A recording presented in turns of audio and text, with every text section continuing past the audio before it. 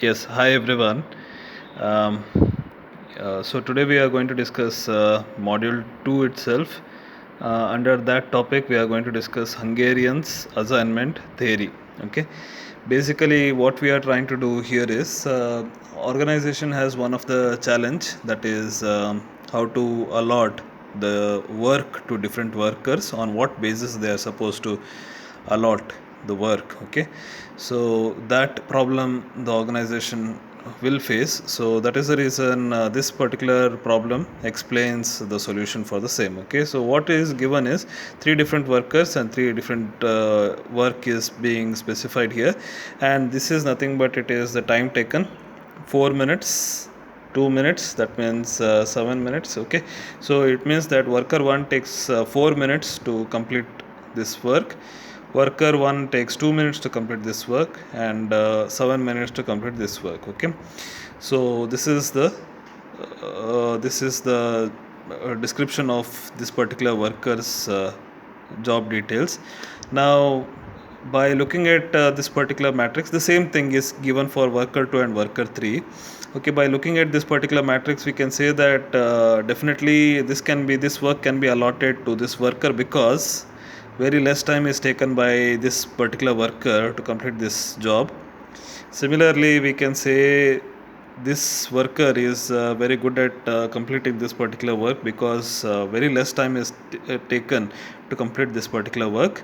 And similarly, if you have to see, when we compare 4 minutes, 5 minutes and 6 minutes, very less time is taken to complete this particular task. So straight away we can say that we can allot this job to this worker, this job to this worker, and the same job to this particular worker. Okay, uh, the same thing is the answer, the same thing we are trying to conclude here, but only thing is that one thing is there, there may be sometime this the similar type of the problem may be given, wherein the worker may be good at doing two different jobs when we compare the two different workers. For example, 2 minutes and next maybe um, 2 minutes here also, in which case there may be a competitor here, correct? So which work is to be allotted to which worker, that may be one of the problems. So that we will see it in the next example, but we will see what is the different methods in solving this problem. Okay,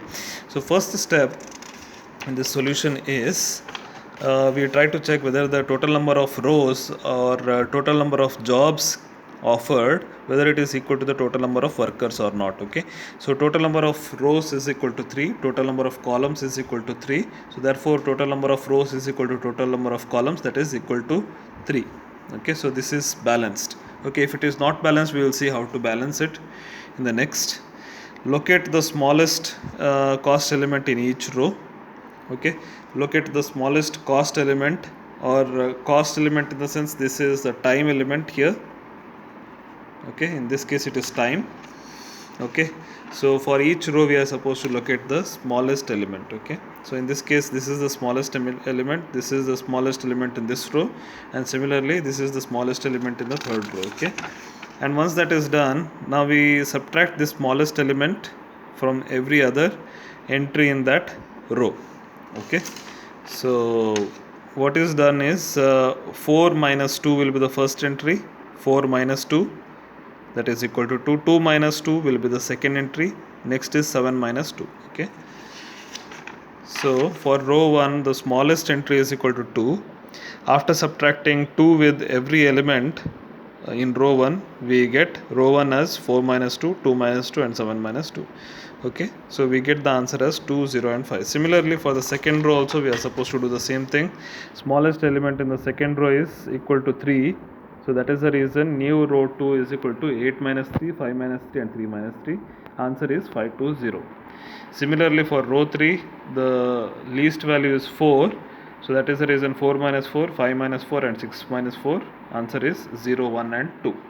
Okay, so all the new entries are written here: 5, 2 and 0, 5, 2 and 0, 0, 1 and 2, 0, 1 and 2. All these entries are being written in table 2. Okay, now the same process is to be continued for each column. We have to identify the least in each of the columns, and we have to perform the subtraction. For example, the least in the first column is 0, second column least value is 0, third column least value is 0. Okay, so we have to subtract this 0 with every value in this column, with 0 with this particular column, 0 with this particular column. Okay, the same thing is done, and when we do this, the same values will be retained. So that is the reason the same thing is being written here. Okay, if you have to see, the first column value, least value is 0, so that is the reason 2 minus 0, 5 minus 0 and 0 minus 0. Same thing is written here. Okay, next, so that is the reason table 3 will be the same as table 2. Okay, so once this is done, we have to next we have to use minimum number of vertical or horizontal lines to strike all the zeros. Okay, so here are the zeros, 3 zeros, and we have to use minimum number of horizontal or vertical lines in order to strike all these zeros. So how do we do that? It is nothing but number of lines required to strike all the zeros is equal to 3. Number of rows or columns also is equal to 3. Now how do we do this? Striking is nothing but, here we have 1 0 1 0 and 1 0 in each of the row. Here there is 1 0, here there is 1 0 in this column, and this also has 1 0. Now if you have to see, each of the row or each of the column has a single number of zeros, so we strike any of the row or column. Okay, now how to strike this, we will understand it in the next example. Okay, for now you just understand that we have to count the total number of zeros in each row and column, and whichever row or column has the highest number of zeros, that will be striked first. But in this case, all the row and column has the equal number of zeros, so that is the reason we can strike any of the row or column, so it is being striked. Okay, now if you have to see, the total number of lines which are used for striking is equal to 3. Okay, so that is the reason total number of lines required to strike all the zeros is equal to 3, and number of rows or columns are also equal to 3. Okay, so this equation is balanced. That means number of rows of lines required, number of lines required to strike all the zeros is equal to total number of rows or columns, which is equal to 3. Okay, so this equation is balanced. So now next step is nothing but we have to identify the zeros in each of the rows and or column, and we have to allocate it. Okay, so how it is done? So it is nothing but, if you have to see, in this particular row there is a 0 here, so we can say that this is a single 0, so we can allocate it, which means that worker 1 can do job 2. In second row there is a single 0, that means what, worker 2 can perform job 3, and this is the first one, worker 3 can do job 1. Okay, so this is how the allotment is being done. Once this is done, we have to identify the total time taken for completing the job. Okay, now if you have to see, worker 1 has to do job 2. Okay, now what is the total time taken that we have to find out? It is 2 minutes. So I am going to write 2 minutes here, and worker 2 has to do job 3, so it takes 3 minutes, and next job is 4 minutes. Okay, so it is 3 and 4, so the total comes out to be 9 minutes.